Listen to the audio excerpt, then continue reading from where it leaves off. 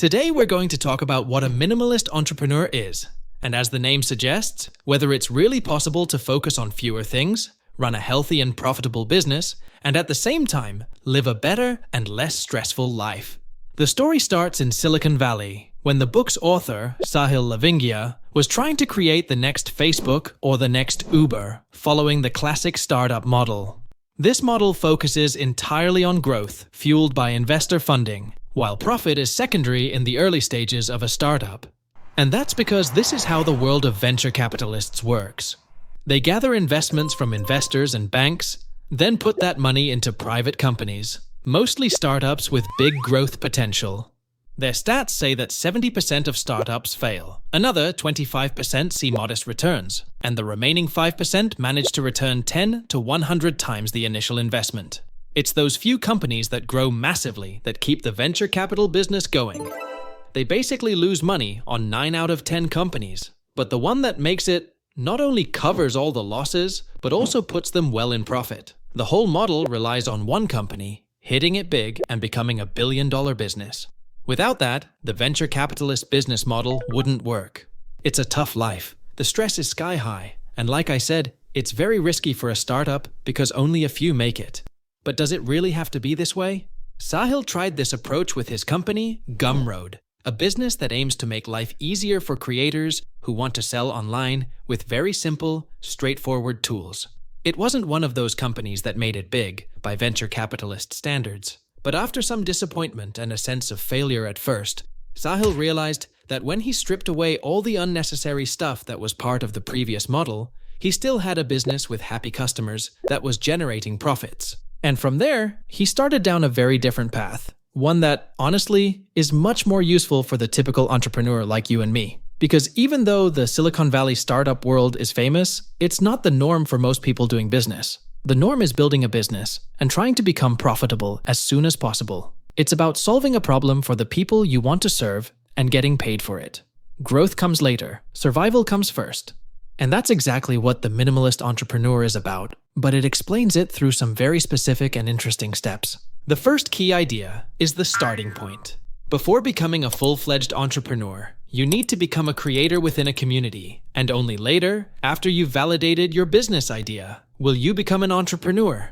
Wait, I'm going too fast. Let me explain this better. The idea is that the community leads you to the problem that the members of that community have, which leads you to the product or service you can sell, which then leads you to the business you can create. One of the biggest mistakes in business is creating a product to sell, without having a specific community in mind to sell it to. But what do we mean by community? It's a group of people that can be online, like on Facebook or Reddit, or it can be a group of people who meet locally, in person. It consists of people who may be quite different from each other, and probably wouldn't normally hang out together, but they share a strong common interest. Because of that, they're willing to spend time in the community with others, and build connections through that shared passion. Take, for example, a community for dog lovers. You might have a businessman, a stay-at-home mom, and a teenager. Normally, they wouldn't have much in common, and probably wouldn't talk to each other. But thanks to their love for dogs, they could spend an entire afternoon together talking about their experiences with dogs, how to train them, how to feed them, and so on. Starting from a community doesn't mean you go looking for these kinds of communities just to start selling your products or services. It means becoming an active member of that community and starting to contribute. You probably already have some passions, hobbies, or there are simply topics you're really interested in and naturally spend time on. Well, find communities related to that. Start participating in the community to become a key member and stand out. In fact, usually 1% of people create, 9% comment and contribute in some way, and 90% are just spectators. You want to become a creator eventually, but the first step is to participate by commenting or showing what you're doing related to the community's interest. As you start putting yourself out there and participating, not only will you increase your visibility and influence within the community, but you'll also become aware of the problems the members of the community have. And from there, you can choose to create a product or service that solves those problems. But before you dive into the first community you find and start solving the first problem you identify, it's a good idea to evaluate if the community has potential. There are a couple of interesting indicators for this. TAM, total addressable market, And how much money is spent by the community. TAM is basically how big the community is, how many people you can potentially reach. When it comes to money spent, you just look at how much the members tend to spend on things related to the community. I'll give you an example. In the sports world, the running community is very large, but running is really a sport for everyone. You just need a pair of shoes and some comfortable clothes, and you're ready to go.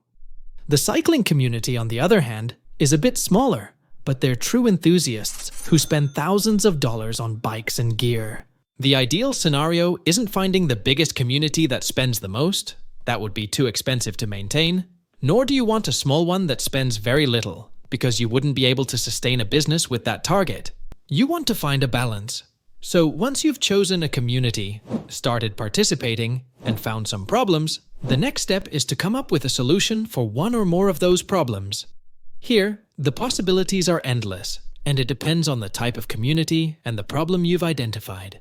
But there's something mentioned in the book that I really liked, which goes against a lot of other entrepreneurial advice. For example, it's often taught that to start a business, you need to make tons of calls, face lots of rejections, and sell aggressively, etc.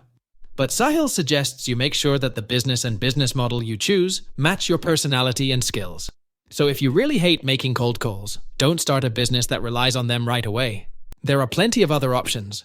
I think that's great advice. For example, when I started my first business, I was exactly like that. A bit afraid of making sales calls. So I chose a business model based on content marketing. I gave away a lot of free content and collected leads, which I then converted through web marketing. 0 sales calls, but I still got good results. For the record, I eventually learned how to make sales calls. But in the beginning, I played to my strengths. I didn't try to force myself to do things I wasn't good at, because that could have been too big of a barrier to starting. Back to our point. Once you've come up with the product or service you want to offer, it's time to start offering it. And here's where the minimalist entrepreneur doesn't focus on building, structuring, and organizing too much. Instead, they create as little as possible and start helping customers one by one. That's because if you can't help people one by one, it'll be tough to build a business around it. In startups, we often hear about MVP, which usually refers to minimum viable product, meaning the first version of a product that's typically used to test the idea before fully developing it. This book also talks about MVP, but here it means something quite different: manual valuable process. That's because the minimalist entrepreneur doesn't focus on the product, but on the process. The MVP is the manual where you write down all the steps for selling and delivering your product or service. The more people you help one by one, the more you can refine this manual. So when you're ready to create a more automated service, you'll be building it on a well-tested procedure. Also, if you don't try the one-on-one approach, you'll never know if the market really wants your product or service, or if customers are willing to pay for it. But helping people one by one has another benefit. You get direct and immediate contact with your customer, so the feedback you receive is also direct and immediate. There are no intermediaries, staff, or barriers between you and the customer, which means you can quickly fix what's not working. To start gaining experience and refining the process, the best minimalist entrepreneurs become freelancers for a while before evolving into a full business. Now, some businesses can't be tested with this approach, and that's fine. They're simply not the kinds of businesses a minimalist entrepreneur focuses on. There are plenty of other business types that can, so it's better to focus on those. When you move on to the phase of building something to scale your business, start with the bare minimum. Create something that's good enough, not perfect, and you'll be surprised that it's often much less than you think. Another very interesting perspective from the book is how it approaches product launches. There are entire books and marketing strategies based on launching new products, and some businesses essentially keep running by doing new sales launches in cycles. But what if launches weren't necessary to sell? The minimalist entrepreneur simply starts offering their products or services and waits until they have loyal, repeat customers.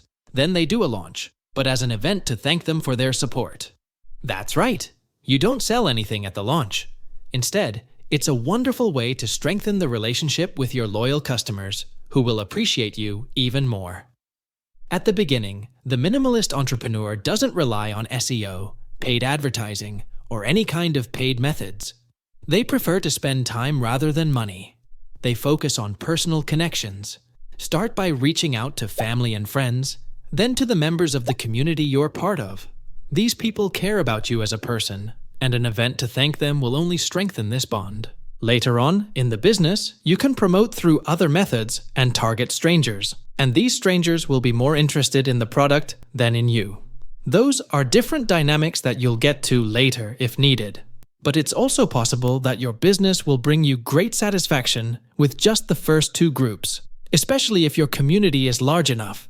As mentioned, instead of spending money at the beginning, start by spending time. Make personal connections, create blogs, post on social media, etc. These are all free activities that help you build an audience. In fact, you've started building your business by tapping into pre-existing communities, but now it's time to create your own audience. Community and audience are not the same thing. A community is a place where everyone shares ideas and opinions on a certain topic. An audience is a network of people you can reach whenever you have something to say. The author isn't a big fan of selling to strangers. Instead, he prefers to bring strangers into your audience and then turn them into customers. To do this, a founder needs to step up and start communicating and sharing without fearing imposter syndrome. You'll never know everything. Just start by sharing what you do know. There are 3 levels at which you can share what you know. You can educate. This is pretty clear. It means teaching what you know so others can replicate it. But a higher level is to inspire. To grow beyond your students, you need to go beyond teaching. If you can inspire people to not just replicate what you teach, but to use and apply it in their own way to create something even bigger and impactful, you'll have reached a much higher level. Lastly, you can entertain. The same concepts, when delivered in a flat way or in an interesting way, have completely different effects on people. Now, these 3 levels can be considered and used individually. There are teachers who focus solely on educating, motivational speakers who inspire, and comedians who entertain. But if you can combine all 3 and use them together, then your message has the potential to reach a lot more people and create the conditions for viral growth. After this, the real business begins, and the book also gives insights on topics like company values and recruitment. But in my opinion, what I've shared with you captures the essence of this wonderful book. And if you're interested in this topic, another great video explaining a method for quickly validating a business idea can be found by clicking here.